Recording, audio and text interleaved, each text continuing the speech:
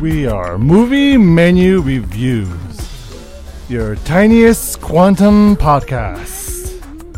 On today's menu, we'll be reviewing Ant-Man and the Wasp.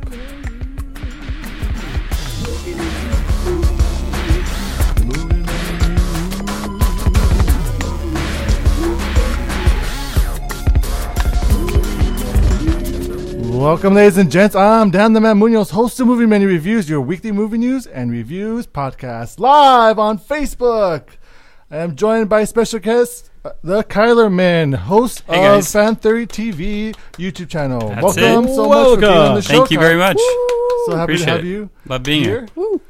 Also here, and he's not in the quantum realm, is our co-host and senior panelist, Z. I was there last night, though, so I'm fresh from the quantum realm.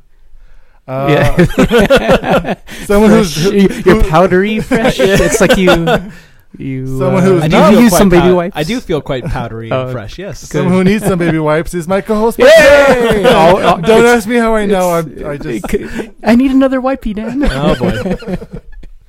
On that note, we're not going to do any movie news this week. We're just going to go straight into the spoiler-free review for Ant-Man and the Wasp. Yes, but I'm guessing we're going to have a ton of movie news next week since... Is it next week? No, it'll be the week after. The week after. We have Comic-Con coming up. Which I am going to. So if you are at Comic-Con, make sure to say hi. And are you punch going to him in Comic-Con the this face. year, Kyle? Unfortunately, I will not be, which really bums me out because I am in a short that will be played in Hall H, and a lot of my friends will be on a panel, and I will not be part of that. Oh, boo! Yeah, but you're technically there in spirit. Yeah. I will be on the screen at some point. So technically, you'll be there. Yes, technically you'll be there in Hall H. So if you're in Hall H, good luck for that. You might be able to see Kyle. Nice. In Hall H. All right, on that note, let's go ahead and get to the review for Ant-Man and the Wasp. It is directed by Peyton Reed. It's written by Chris McKenna and Eric Summers. Here's the plot. As Scott Lang balances being both a superhero and a father, Hope Van Dyne and Dr. Hank Pym present an urgent new mission that finds the Ant-Man fighting alongside the Wasp to uncover secrets from their past. It stars Paul Rudd, Evangeline Lilly, Hannah John Kamen, Michael Pena, and Michael Douglas. Alright guys, so we have all seen this film, so depending on our spoiler-free review, we shall decide if this movie is worth a dine-in, watch it in theaters, take out, watch it at home, or leftovers get shrunk and eaten by seagulls instead of watching this film. Yeah, Kyle, as our guest, you have the opportunity to earn a point. Okay. If you're able to win the consensus. Okay. And you're able to roll over those points to up to 10 points. You can create a segment of your choosing on this show. Anything movie related, you have a segment that you can do, or you could trade in for like snacks, like horchata or a torta, or like a burrito, whatever. You're able to trade in for. We've also promised Jamba Juice, so there's a lot of options. We have not promised Jamba Juice before. Yes, we have. I believe you just keep on adding stuff. I also keep wanting to. Yes, I'm just hungry every time I'm here. Okay. All right. So on that note, let's go ahead and rate this film. Kyle, as our guest, feel free to go first. Overall, I would give it a dine-in. Yeah, absolutely. Z? Yeah, I'm gonna say that this movie is worth a dine in because, can we talk Infinity War now? Is that can we do that?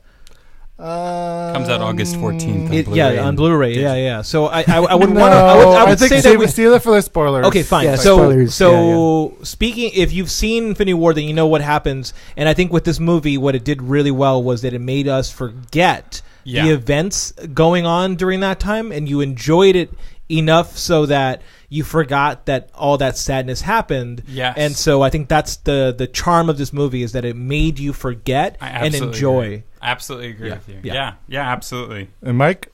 Dine in as well. Okay. Super fun. Okay. What about you, Dan? Did you? Oh, okay. Okay. Don't attack me, but it's a dine-in. All right, so it's unanimous. It's a unanimous dine-in. So this was a fun review movie. over. Yeah, basically. So let's talk about the continuation of the story. So this is basically continuation from Captain America: Civil War. Mm-hmm. Yes. And how did you guys feel like it picked up especially after watching Infinity War, like you mentioned, made you forget the sadness of that? How did you feel the story overall compared to the first movie and along the rest of the MCU films? Well, okay, so for starters, the first movie I was still impressed with because of all the complications in making the film, That's right. So I'd say that the first movie is still pretty good for what they had to deal with. But the second movie definitely was more fun for me. It was there was definitely a little more complicated plot than the first one for sure. Yeah. But at the same time, it wasn't overly complicated as a story. Yeah. Considering what a lot of it was really about. Yeah. And I think overall for me, the charm of the first movie was the relationship between the father and daughter. And the father and daughter. Yes, yeah. And the father-like figure and the daughter. Exactly. So the way that I think that this movie really served well for the characters is that I loved Casey and Scott Lang's relationship in this movie. Mm-hmm. And Cassie? Oh, yeah. sorry. Yeah. Cassie's her character I thought was brilliant. The actress who played Cassie was just on it, like just acting side by side with Paul Rudd, and so it was charming to watch that relationship develop. So it plays well that it happened right after, and I think what benefits this movie a lot is the consequences of Ant-Man going to Germany and how Evangeline Lilly's character really holds that against him. Because that means that there are consequences in the MCU, because a lot of the times they blow shit up and they completely don't pay any consequences, whereas this movie really did focus on you left me behind. Could I step in for something? Sure. Absolutely. Speaking of what you said about Evangeline Lilly, from my experience, she was actually, to me, the best part of the whole film. Sure, yeah. Her character really shined in this one versus the first one, where she was just kind of upset with her father and upset with everyone around her. This was the movie that really put a spotlight on her. But more than that, the relationship between her and Scott really, really was at the forefront, more so than you could ever expect. The first movie, it was out of nowhere. Yeah. She's female, he's male, this is happening. But in this newer one, it was much more, it was natural chemistry, and you understood their relationship and how they got to where they get in the film. So, speaking of chemistry, this movie also made me sad. Comedic chemistry that Paul Rudd was not in Avengers: Infinity War, because he would have been hilarious with Chris Pratt. Yeah, he would have, but Yes. I think it would have it would have taken away from the intensity of Infinity War. I think I like the humor in Infinity War, but if you added more comedy to that film, it would have just taken away from the serious drama that it was trying to build. We do have a comment. Go for it. Chris Gooch. Oh, hey. He says, nice palate cleanser after Infinity War, although I don't know if I'm emotionally ready for Happy Marvel again, quote. Yeah. To be fair, that mid-credits scene certainly brought me back to ground. Yeah. The Which person we will talk about in our spoiler section. The person I went to watch the movie with, I just kept looking over and going remember? And she was like, oh, fuck. Because she completely forgot. She was enjoying the movie that much. So it just plays that this film really does a good job of cleansing the palate. yes. Yes. Yes, it does. But to go back on Evangeline Lilly, she was fantastic in this film. I completely agree. I think in the first film she served... And she had more of a purpose in this film. Yeah. Oh, absolutely, yeah. Yeah. And more importantly, I think what worked really well for her in this one was that she was straight up badass. In the first one, you got hints of it. Yeah. But this was the one that, if this is a trilogy series, this is the one where you see her character fully at her maxed out. And I just enjoyed her beating the crap out of people. Yeah, and if anything was missing from the first Ant-Man movie, I'd say it was that. Yeah. Honestly, that's it's just, it makes the first movie more of a setup movie than anything. Yes, exactly. And I think what worked really well too for Evangeline Lilly's character is that you had Ghost played by a woman, and so it really served well to watch. Instead, again, the huge critique of Marvel is that they don't have enough female superheroes and supervillains, and so in this one, the supervillain not in the similar vein of Black Panthers. I wouldn't compare her to Hela at all. I'm doing the opposite. Like she's not like Hela. Oh, exactly. She's more like Killmonger in that like there's a reason why she's doing what she's doing. Oh yes, yeah, and I appreciated that because hey, listen, give a woman the ability to act, and she will do a great job. And so for her, I forget the actress's name, Hannah John Kamen, she did the best she could, and it was really, really well done. And I thought it was a very complex character because you really didn't know whether or not to root for or against her.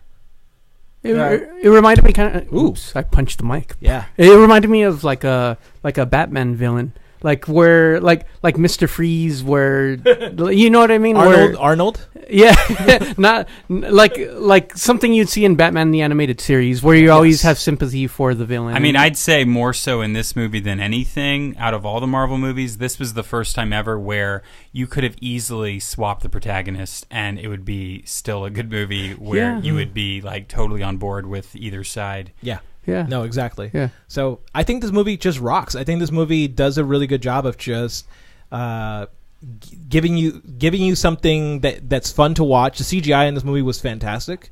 Speaking of which, what do you guys think about Michael Douglas and Michelle Pfeiffer? Oh yeah, we saw her in the there's like opening credit with them. They do the de-aging. What did you think about the technology for that? That's right. Just speaking on the Michelle Pfeiffer front, I feel like there should have been more. That's the part that I really was my critique was that I wanted to see more of her. And we got great visual representations of her, but we only got to see a very little bit of her, and that's where I was a little bummed out about. I agree. I think that the delivery of her, that was, if I have a negative note about this movie, it would be associated with the delivery of her character. Mm-hmm. Again, I'm trying to be spoiler free. Yep. But I wish that we could have seen more of her, like you said, but also I think the way that she should have been presented in the grand scheme of things should have been a little more interesting than the way that they did. But I think they did a really good job of, at the very least, showing you the relationship between the young Evangeline Lilly's character. That was good exposition. It was the weirdest exposition ever. It was really weird. But I think they did a good job of, at the very least, showing you that that's why this journey is happening, and so you really bought into it. There was more. There was more heart. Yeah, absolutely. Yeah. And what about Michael Douglas and his rough exterior? I mean, I liked Michael Douglas in this. He was kind of dorky. That's what I enjoyed about him. He was very sarcastic, very dry humor. He was always pointing out. He was an angry old man. That's right. A lot of his definitely was. Yeah. Get off my lawn. Again, what I liked about this movie was the consequences. The fact that he ruined so many relationships comes back and bites him in the ass repeatedly in this movie, and that is characteristic of that character, of Hank Pym's character. Hank Pym in the comic book is a total dick, and he for many reasons. I mean, he's the guy who creates Ultron to kill the Avengers. Like, there's a reason why people don't like Hank Pym. So the way that they showed him in this movie was somewhat representative of his character. So I liked it. Solid. And what did you guys feel about like Walter Goggins and Walton Goggins and his storyline? I think it was a very stereotyped villain, but I'm glad that wasn't the main focus of the film. So you had multiple. You had a real villain with depth, and then you had like the mustache trolling villain. Yeah. So you had the one-dimensional villain, and it was almost like they played it very well, and it's almost as if they used it more for comedic elements than to really push the plot forward. I felt like he was more of a balance, you needed this guy in here to just make this movie a little more interesting. Because without him, I feel like it would feel a little maybe slower than it did, and I felt like that extra bit. It did. But did you notice there's he threw some Easter eggs in where did he? He mentioned about not having what was the thing that Tony Stark was using in his suits in Infinity War? It was the nanotechnology. Yeah, he was like, this isn't nano and this is an AI. So he's just do that. This is something more. Yeah. So he also mentioned he's working for someone else. So it's a big, a big boss. I caught that. That too. is true. That was interesting. I'm like, ooh, where's this going? Yeah. So that's an interesting concept of who is out there also trying to get the Pym particle technology. Right. The other actor in this film that I felt like was wasted in the same way that Michelle Pfeiffer was Randall Park. Randall Park plays. Really? He was. No, he was funny, but at the same time, it's like give Randall Park more to do. Like he's just funny, an FBI agent, but he was playing like an incompetent FBI agent. And I thought that like, okay, you've got Randall Park who is really, really funny. Give him a little bit more to work with. Because he's equally as funny as Paul Rudd. So I didn't know why they were just kind of like... It just felt... For me, that felt a little lazy. I think he does bromance very well. He does, yeah. The same as... I can't think of the movie right now. Where they closed it. They didn't show it in theaters. You're talking about... The interview. The interview, thank you. Yes. Yeah. And I think they had good chemistry on screen, both Paul Rudd and Randall Park as well. And I don't know if it was a bromance or if they had made a decision, for his character. But I'm not going to say much about it. I think I don't know. It was fun to watch. Yeah, I'm just saying. I wanted to verify that was the right actor. Yeah, I've seen him fresh off the boat, and that he's fantastic in that. So I'm just saying. They could have given him more. Hopefully, we get to see him in part 3. I enjoyed his character. No, I enjoyed him too. I just wanted to see more of that character, like giving him quick, less of a slapstick character. We have another comment. Go for it. Heather says, "Hey guys, hey Heather, hey Heather." Was that it? Yeah. Everybody stop. Yeah. So, go ahead and continue, or move on to how did you feel they handled Michael Pena's character this time around? I thought he was better. Oh yeah, absolutely. I thought he was even funnier. Uh-huh. And he was actually, even though he was funnier, he was also more grounded in some regards because he wasn't just there was more to him. I'm trying to not spoil, which is but yeah, no, I thought he was and he was definitely more used this time around. I agree. So I thought more of him. Absolutely. He talks about in the movie, and this is not a spoiler, I don't think anyways, about having his own suit, and I seriously wish they'd give him like a suit because I would love to see him next to Captain America and just trying to explain how he gets there. I'm pretty sure it's with all the MCU characters in the same design of like talking with Michael Pena's character Luis. Yeah. A missed opportunity was him explaining how everybody gets to Infinity War. Like just Michael Pena doing that riff, going like, and then this happened, and then this happened, and then this. I would have loved because Michael Pena is fantastic in this. It does make me wonder when he says he wishes he had a suit if we're going to get some kind of surprise later on. That would be really cool. Even if it's just, but never mind. I'm not going to say. I'm pretty sure it's going to happen. Yeah, I hope so. Missed opportunity if they don't do something. They don't capitalize on that. Avengers 4, we're looking at you. It'll be a great nugget of comedy for them to throw in there. So I would be surprised if they don't continue that. Mm-hmm. So, as Kyle, you mentioned that the first movie had a lot of problems with Edgar Wright leaving and Peyton Reed coming on. Yeah. Well, actually, not even that. There was like another director and they dropped out, and then there were just a lot of complications across the board. Rewrites. So, how did you feel that Peyton Reed did for the sequel? How was this style? That's what makes this movie so much better. Is Peyton Reed now had the opportunity to just take this and go whatever direction he creatively wanted to go. Mm-hmm. So he had nothing holding him back. He didn't have to work so strictly within whatever. Parameters that were set for him, right? And and what's funny is that like if you watch the Comic-Con when they presented him as the director after, what was it the other Edgar Wright? Edgar Wright had left, they booed him. Oh yeah, yeah. So him coming back to Comic-Con, if he does go back to Comic-Con, will receive praise because he's done. Well, Marvel's not having a panel this year, so they'll figure something out, I'm sure. Yeah. No, I get why they're not. Yeah. I mean, all their movies for the year is already. Yeah. Heather says, I don't know if you can answer this or not, no. But she says, does this take place before or after Infinity War in the MCU timeline? It takes place after Civil War and before Infinity War. Ish. Yeah. Okay, on that note, let's go ahead and move on to our spoilers section. Yes. Should we give our rating now or wait till spoilers? What do you think, Mike? Let's give the rating now. Yeah, I think we've all unanimously agreed. Leftovers, got it. Just kidding. Yeah, don't go watch it. No, go watch this movie. It's a dine-in. It's a dine-in. Rate it. Yeah. But let's go ahead and stop limiting ourselves and talking in code. Let's talk freely in our spoiler section. Great. So thank you so much. Kyle, do you want to promote anything on our Facebook Live? Sure, feed? guys. If you want to check out my channel, I put on new content 5 days a week on Fan Theory TV. It's youtube.com/FanTheoryTV. And social media that you want to... you can follow us anywhere on social media at Fan Theory TV, or you can follow me personally at the Kylerman. Nice. Awesome. Thank you so much, Kyle. Thank you so much, Z and Mike. We're going to head over to the spoiler-rific review of Ant-Man and the Wasp. 2, 3, 4.